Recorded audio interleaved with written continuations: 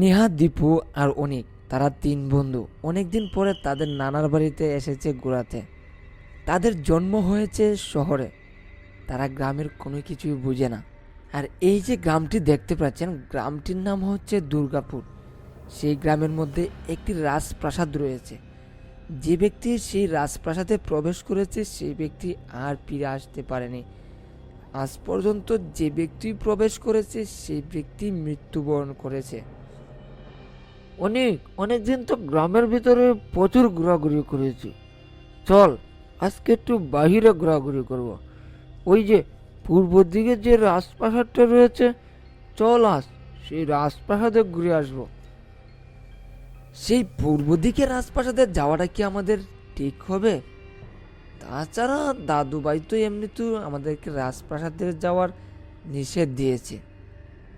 তাহলে দাদুভাইয়ের রাজপ্রাসাদে যাওয়ার নিষেধটা আমরা কিভাবে অমান্য করি?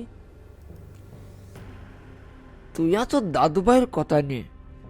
তিনি বলেছিলেন অনেক দিন পূর্বের কথা। এগুলার এখন মানুষে বিশ্বাস করে না। এই যুগে এখন আধুনিক হয়েছে, আগের বলতে কোনো কিছু নেই। দীপু, যাওয়াটা কি ঠিক হবে? আরে চল চল, গিয়ে দেখ না কি আনন্দটা না হয়। দেখেছি আমি কিন্তু ভিডিওর মধ্যে, অনেক সুন্দর জায়গা রাজপ্রাসাদ। চল চল ঘুরে দেখে আসি। তারা তিনজন রওনা দিয়েছে সেই রাজপ্রাসাদের দিকে। চারদিকে অন্ধকারে ঝিকঝিক শব্দ আসতেছে, বিভিন্ন রকম জীবজন্তু ডাকতেছে। নেহার ভিতরে কিছুটা ভয় ভয় কাজ করতেছে, কিন্তু দীপুর ভিতরে সে কোনোভাবেই ভয়ে কাজ করতেছে না।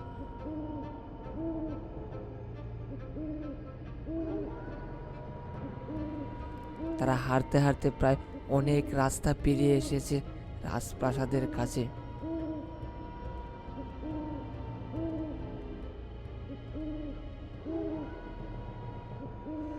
তারা রাজপ্রাসাদে প্রবেশ করলেন।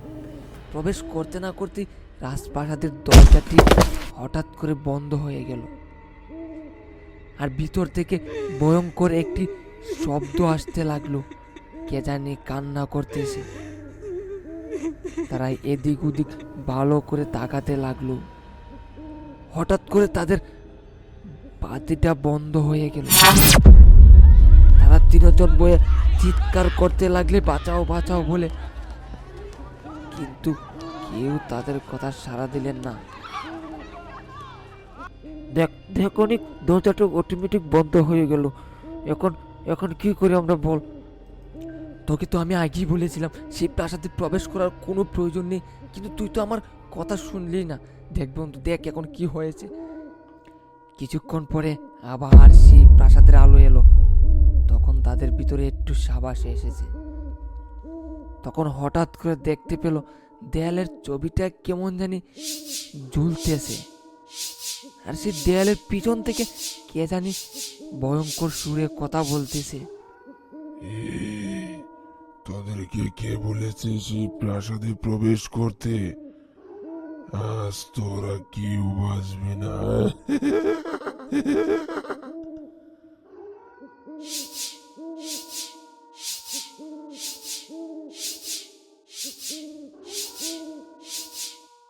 কিছুক্ষণ পরই তারা তিন বন্ধুকে আর বেঁচে রাখলেন না সেই ডাইনি।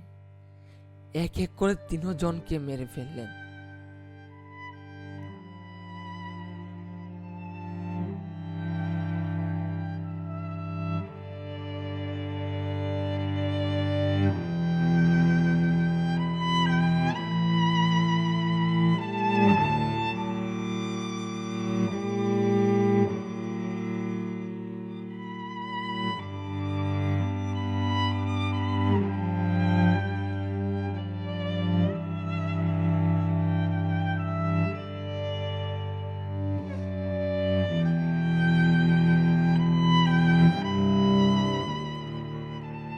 পরের দিন সকালে এসে গ্রামবাসী দেখতে পেল তারা তিনজন আর বেঁচে নেই। তারা তিনজনই মৃত্যুবরণ করেছে।